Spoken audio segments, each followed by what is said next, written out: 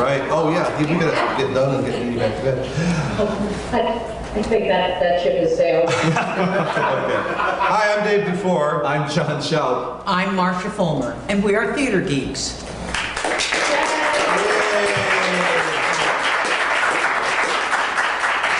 Hi, welcome to Theatre Geeks. This is the podcast about community theater and the performing arts. And today we are recording episodes at the Bristol Opera House with a live audience. Bristol Opera House is the home of our home theater, Elkhart Civic Theater, and Bristol, Indiana. And we're kind of celebrating our third year on the pod, and we have some special guests with us, starting with Deirdre Lovejoy, who is coming to us via Skype, and whom we are going to actually torture here in just a few seconds with some pointed questions. How are you doing, Dede? I'm very scared. Biting your nails. And we also have with us Rick Ellis, who is a good friend of ours, who is also one of our directors here as well, as a matter of fact, and is our quiz master for today, and our MC for our games and when the games begin, Mr. Kevin Egelsky. Thanks to you for both being with us today. And thank you all in the audience. This is a celebration of our beginning our third year on the internet doing Theatre Geeks, and the audience is steadily growing, and we really enjoy having a live audience. That's a lot of fun. Normally we do this in John's living room. My recording studio. Recording studio. Around a kitchen table. Oh, I'm sorry, it's a recording panel, and yeah, that's right. And with a blanket, a soundproof tablecloth. Soundproof tablecloth, that's right. Also known as a quilt from Amish land or something. But today we get to do it here, and it's a lot of fun to have an audience, and we do enjoy that. So. We are also doing something special with these sort of anniversary episodes, and that is that we are playing everyone's favorite game show. I know. Anyway, that brings us to Mr. Kevin Egelsky, who is our MC, and let the games begin. Okay, we're going to play a little game called Stump the Celebrity. Okay. And it is For those of you who didn't say, she just did a spit take. A spit take? The alternative title of the game is Ode to Heather Taffet, the Grave Digger. Oh, Lord. But Dede, we're not going to leave you out there all by yourself. For those of you who do not know, Dede here played Heather Taffet, the Grave Digger, for 3 episodes on the TV show Bones. And in the last episode, we all got to watch somebody blow Dede's head up and off. That was a lot of fun. I mean, I was never watching. It was terrible because I'm sitting there and you got your head blown up, and I laughed because. And it was because I knew you and I knew it wasn't real, and you had sent us a photo, or sent your mom a photo, which you shared with us, of you lying on the ground with this blue screen over your head. And so it was just funny. Anyway. Yeah, next to my exploded brain parts. And just in that vein, Dede, all these questions have to do with ghosts or macabre or death or destruction and whatnot. Okay. So, well, that's a cheery way to start our day. Well, that's why we decided to wind up with it. Okay, now your help is going to come from number 71. Who is number 71? Somebody must.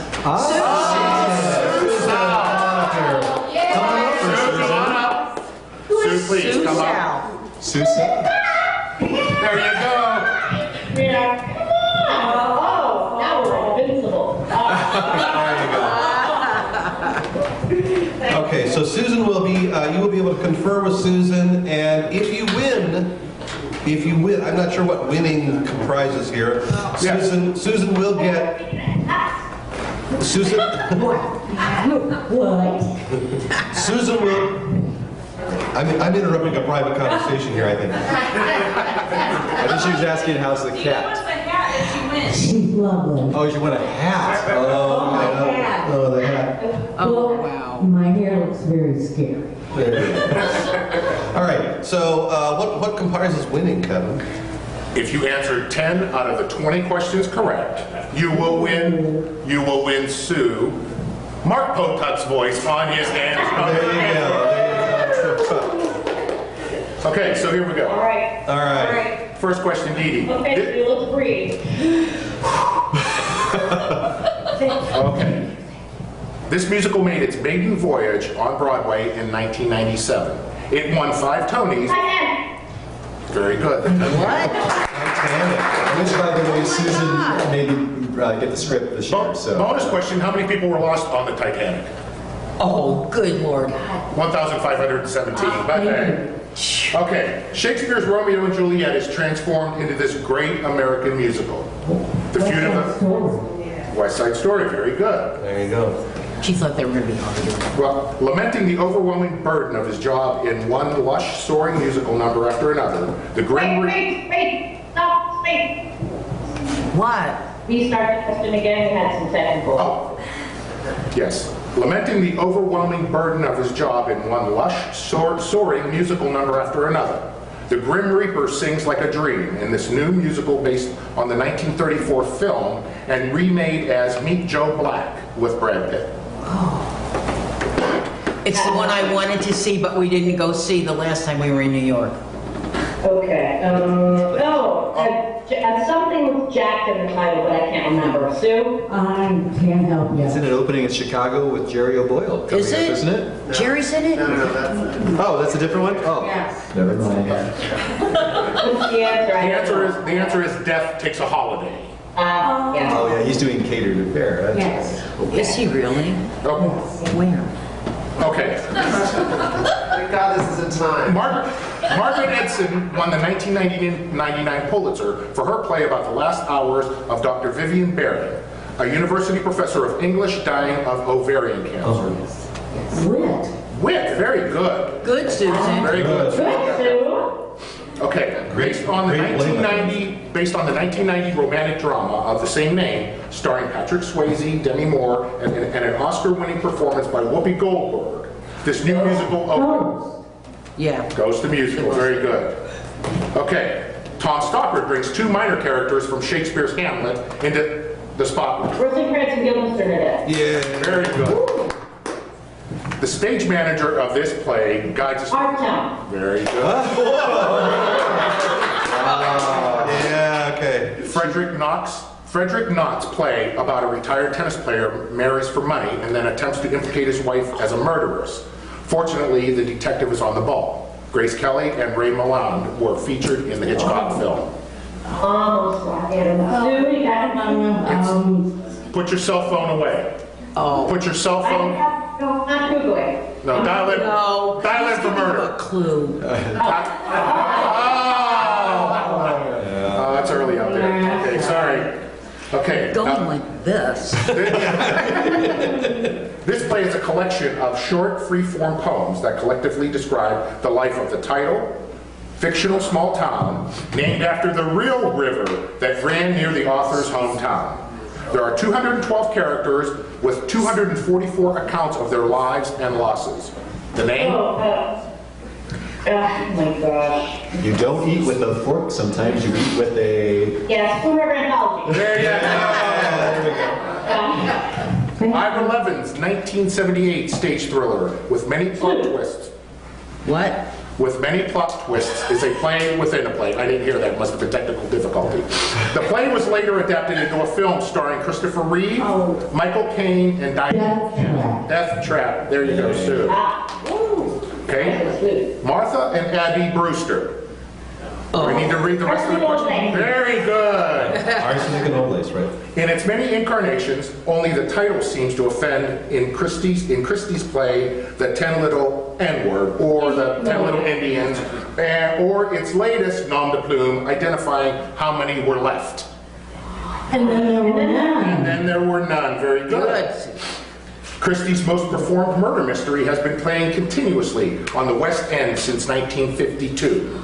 October 13th, 2011 marked 24,537 performances. Yes. Right. The Mousetrap. The Very mouse good. also known as blah, blah, blah, blah, blah. Oh, somebody's dead, blah, blah, blah. might do it again, you better stop A saying it. popular book, a TV movie, and finally a stage adaptation was the course of newspaper columnists' Rich Album's story of the time spent with a 79-year-old sociology professor, Maury Schwartz, at Brandeis University, who was dying from Lou Gehrig's disease. The name of it? Tuesdays with more. Very good. Tuesdays with Maury. Okay. Coward's comic play concerns socialite and novelist Charles, who invites the eccentric clairvoyant Madame Arcadi to his house. Very good. Okay. Dede, you'll get this one. Shakespeare wrote this tragedy early in his career about two young star-crossed lovers whose death ultimately unite their feuding families. Very good. David Auburn's 2000 play opens with Catherine talking to her recently deceased father, Robert, a mathematical genius in his 50s and professor at the University of Chicago. Proof. Very good. Okay, we're almost done here. A Canadian rock musical stage play based on the cult classic 80s film series where 5 college students spend the weekend in an abandoned cabin in the woods. Characters and demons sing and dance to songs written specifically for this musical. I Know What You Did Last Summer, the musical. And as in the films, Ash is there to dish out various one-liners and fight the never-ending demons. I went to see this show and I got hit in the face with a piece of spleen. It was so much fun! John loves these kind of things. Did you give it over? I did.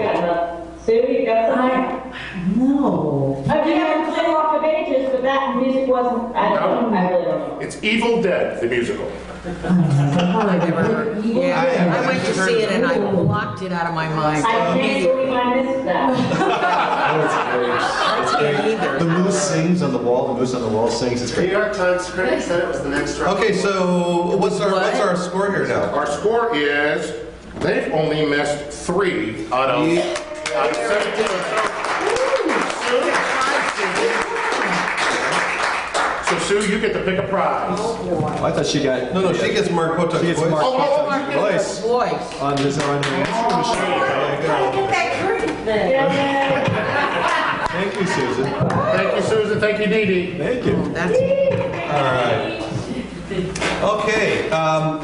In keeping with the subject at hand, which was sort of the morbid, macabre, and dead stuff, we thought we would kind of revive one of the topics that we talked about in the past, which has to do with ghosts in the theater, and also ghosts, especially also here in the Opera House, as well as just general theater superstitions. And I don't, John, you're kind of the ghost expert as far as this theater is concerned, but aren't all theaters haunted? The wives' tale is that when a theater is built, there's a ghost ready to go into it. It's kind of like I don't know if God sets that up or whatever you believe, folks, but that there's a ghost ready to go into that theater. When you talk to certain people, there are experiences that you just can't necessarily answer. Goshen College's Humble Center was brand new. And they were having ghost happenings almost within the first month of it opening. So, some very unusual stuff that was going on out there, with doors bursting open and lights pouring in and all kinds of odd stuff. So, I don't know. And, so I know we have ghosts here if you believe in ghosts. So Right, and so people have had experiences here where they've seen things or felt things or been thrown onto stages that they didn't. But the thing is that theaters are, when a theater is dark or dimly lit corners of a theater are sort of spooky all by themselves, right? Have you had any ghost experiences that you could at least attribute that way, Dede? Well, I did do one of the very special ghost tours that came through the Opera House too. We went together. Yes, we did. And I found it very exciting, and I knew that something was happening, but I found it slightly suspicious that the ghost indicator went off most heavily next to the microwave. next to the microwave? Slightly suspicious.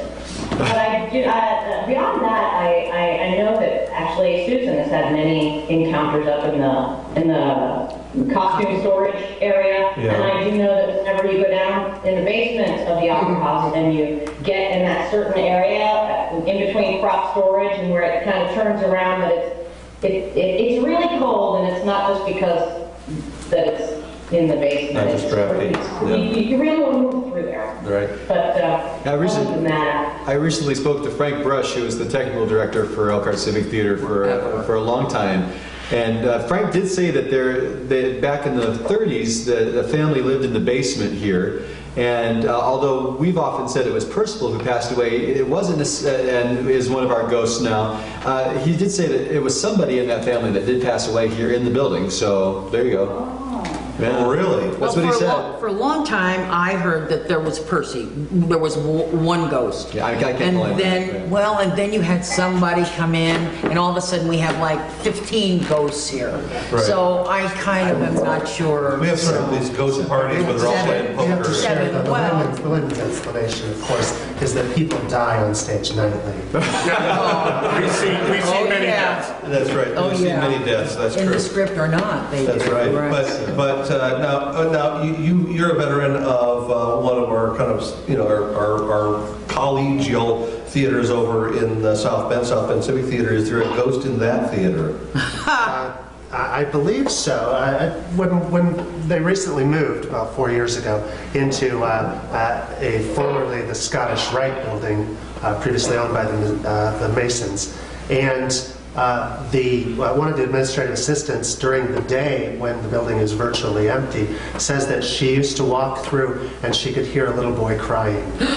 Oh. So she really believed that there was a young boy who had his ghost was in the Yeah, building. I have never seen or heard one in the Opera House. I guess they just don't like grumpy people. But I have a very good friend who is very active and backstage, and whenever I do a show, or used to be whenever I did a show, she was the stage manager. Oh, it's Chester the Chester cat. the cat is on screen. He had to come up and see ghosts. Yeah, he's a theater geek. Anyway, she's very sensible. She's very level-headed. She's, and well, she claims she saw one.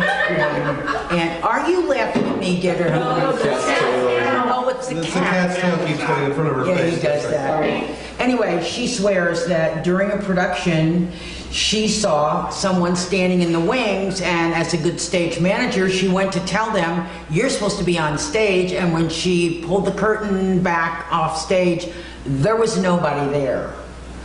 And she swears this is true. So I have to believe her, because she's not the kind that would make something like that up. So although I've never seen one, you will not ever catch me working in this building at night by myself. Never. I know there's at least 2 or 3 people here in the audience who have actually had experiences with the ghosts as well. I mean, should you want them to share their Sure. experience? Whatever it Anybody is. want to come up here and share? Show of hands. I know, Tammy, you've had an experience. Randy's had an experience. Randy, come on up. Susan's had Randy, an come on up here. Randy's actually, you've been on the show before. Come on up here and tell us your story. We have a veteran lighting designer and director, etc., Randy Zonker here, who's got some stories about Percy and whoever. Well, to verify Marcia's, we had the very same thing happen. Really? And it was in the stage left box. Yep. And Leslie Turok was directing a show here. I was stage managing. Leslie came on headset and she was yelling, I don't know who's looking out through the curtain in stage left, but please get them out of there. And I was standing behind the second set of curtains on stage left, pulled black back. Leslie, I'm sorry, there's nobody there. She was adamant there was still somebody looking out to the curtain. Wow. And that's just one of the experiences. I also do a little bit of the electrical work out here. And we had one of the resets, stage left, that had burned up. So I'm going to change it. I went downstairs, I turned the battery, or the breaker off, came up here, and it was dead. I checked it, took the wires out. I held the wires in my hand.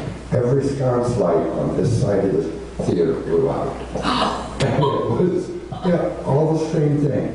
It's just been, and I've been here many, many times at night, very late, 2 o'clock in the morning, by myself, and it's Spooky. spooky, it's definite, and my wife is as straight as an arrow, would never have believed anything like this, but, she didn't believe in that at all. We were doing a season serenade, a Christmas program, and we were up on stage. Tammy was doing costumes, and she's sitting down here in the front, and the curtains that go over into the scene shop were open, and she's sewing, and she looks out, and she sees the shadow of someone directing the music, conducting the music, and she couldn't figure out who it was and thought maybe they were just standing in the doorway. She got up and went and looked. There's no one in the doorway, but the shadow's still directing the music. Wow. So my wife was Okay. Well, that kind of... Run! So, all right, do you find that your fellow professional theater actors and actresses are somewhat superstitious about that kind of stuff? Dede? Absolutely. I think it would be hard-pressed to find someone that hasn't had an experience, and if they haven't, they certainly know someone that's had an experience, and when you do nothing but work in theaters everywhere, I think it's a fairly well-established fact. Yeah. Okay. And which kind of brings us to one of the traditions of the theater, of course, is the ghost light. Can you explain the ghost light? Oh, well, I don't know that I ever explained it correctly, so if somebody... I think there's a couple of different explanations. There's a logical one and then there's a logical. I mean, we keep a light on stage, and we actually keep lights on throughout our building so that people can walk through the building at night without turning all the lights on. But it's also, I've always been told it's just to kind of scare the ghosts away. They won't come to the light, so if you have a light on. No. See, Dede, you got a different explanation. It's not to scare the ghost. It's that the ghost light is actually to make the ghost know that it is welcome. It is in a safe space, and that light is an acknowledgement, and it is there for the ghost. That's why. Okay. And the logical explanation is so that you don't walk off the edge of the stage in the dark, right? Well, there's that. Okay.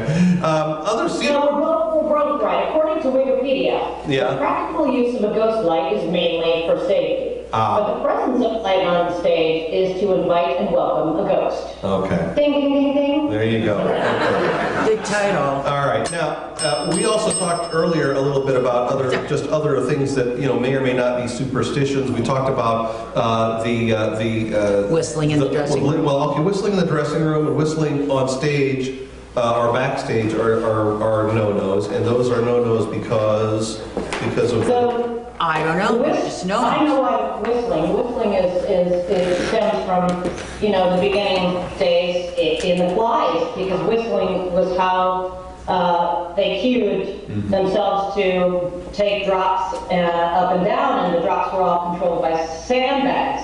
So if you whistle on stage, it would actually could be confused as a cue. You might have a sandbag drop on your head and kill you. That's what I. Okay. What about now? There's one that I have read too. Well, the whistling. Yeah. So it could be a cue. The other one is things that you shouldn't have on stage. We were just kind of looking at a list of these things, and mirrors on stage are considered bad luck, or they are not lucky. I mean, they're hard to light. I know that, but there's sort of a tradition that you shouldn't have them on stage. It never bothers me to have a mirror on stage, but maybe that's... Especially if you can see yourself. Well, it's all right. No. I heard you're supposed to have a Bible on stage. Bibles I've heard about, that you shouldn't have a Bible on stage. No Bible on stage. Even if you're using a Bible as part of the show, it should never be a real Bible. It should be just a prop. It's supposed to be a fake Bible. That's right. Why is that? I don't know. Because I'm not touching that one. maybe because I don't know. If God disapproves of theater or something. I think that's what it was. I mean, actors. A long time ago, actors were considered to be pretty outside of the. Oh, that's true. It would It's have been inappropriate to have the Holy Book on stage. Burst into flames. That's a good. We had a dying rat once. We had a dying rat on stage. Here in the, right here in the Opera House. Great. Frank hasn't ever told you that story. Oh, the one, when they were doing that, I know. Died right on stage during a performance. That was years ago. That's before I got here, and I got here in '71. Okay, we got to So it get was this on. before that. What's the story, Marcia? Because we're.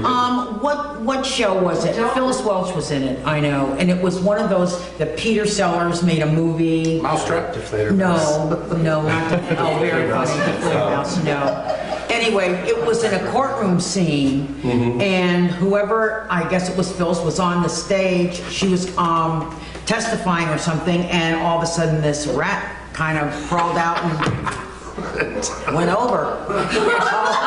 Frank had put out decon. Yeah. So it was dragging itself out to die. Very sad. And she didn't blow her line. She didn't break character. She didn't hold a funeral or anything. No. This may maybe segueing into animal stuff here. I know it, but God. Our first production of The Wizard of Oz, when our Toto walked over in front of the piano player and turned its back to the piano player and excreted on the floor. And Joan said, "Well, I guess I know what that dog thinks of my playing." The yellow brick road was a little slippery there. Okay. Yeah, okay, we can stop that now. What other traditions do we have in the theater that Yellow is a poor costume choice. Yellow is a poor costume choice? Are you listening to this? Why is that? Why is that? Why? Well, yellow is a It poor used to costume. do with the stage lights, the green and the blue or something. Oh, and they made used to it turn a wash horrible out or color. something. Yeah, okay. Well, it's just, but when you do use yellow, colors are very important in theater in general. I mean, we use colors to signify emotions a lot, and yellow is usually the color of, what is it, not envy, it's green is with envy, it's yellow is jealousy. So you kind of avoid yellow. And I don't like a yellow set, like a pure yellow set. I usually, even if I paint a set yellow, I usually use some sort of sponging technique over it that will make it more orange than yellow. Yeah. And green is a terrible color on stage too. And you have to be really careful with greens on stage too. But those aren't really superstitions either. So. Well, I think a lot of people know the one about if you have a bad dress rehearsal, it means a good opening performance, which I think is a bunch of garbage. Yeah. I'm sorry, It's a usually- bad dress, it's bad, it's bad. It's usually the only caveat to that is if your cast is truly worn out with doing a play in front of nobody, sometimes what they really do need is an audience, and it helps. Yeah. So that does happen. Or you hope if the final dress is bad, that it couldn't get worse. Yeah, right. Well, guess what? Sometimes it does. Yeah, Hope that it doesn't that's get- true.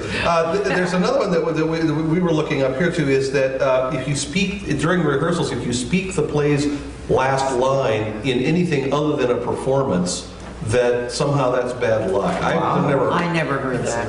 That's an Did you old hear that? one, yeah. What do you think? Anybody subscribe to that you know of, Dede? No.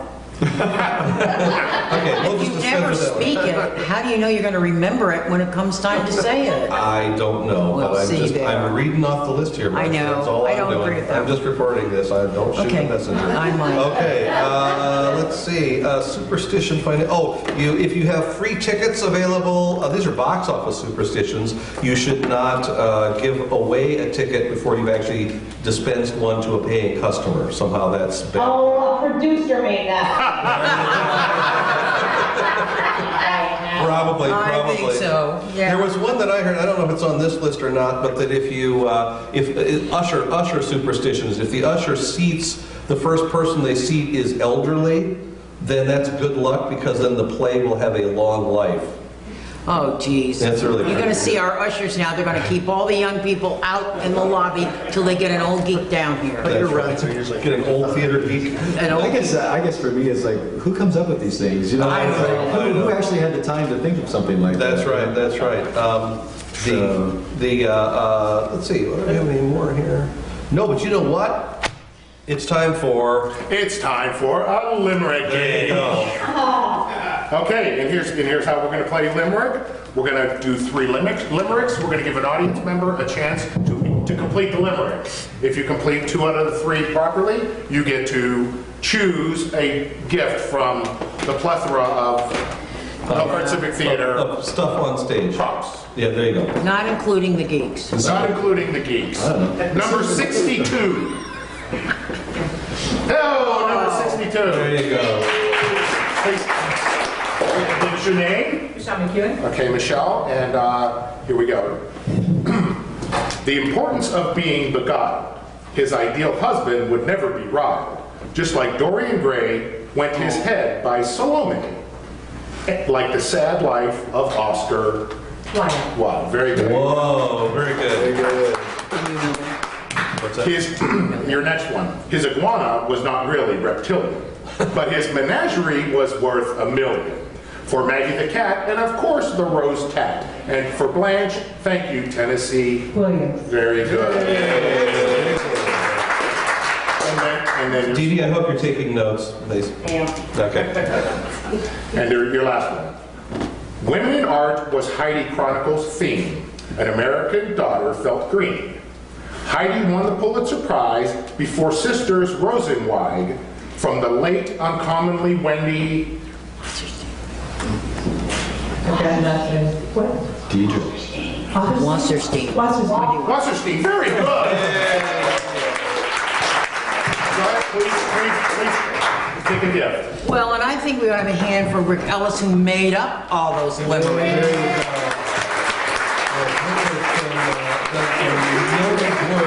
In developing our games today, and what are we picking, Michelle?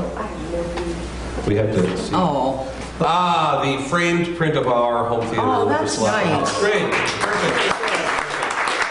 Michelle, you don't want that super soaker down there? Yeah. Okay. All right.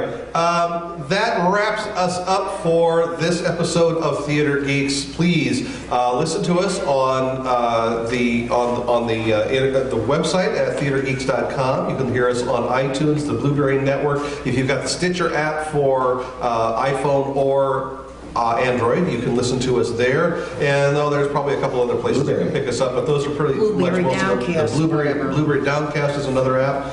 And we also ask you to stop by the store, www.theatregeeks.com/store, which has underwear, and it has other cool stuff like t-shirts and hats and teddy bears and mugs and cups and things like that.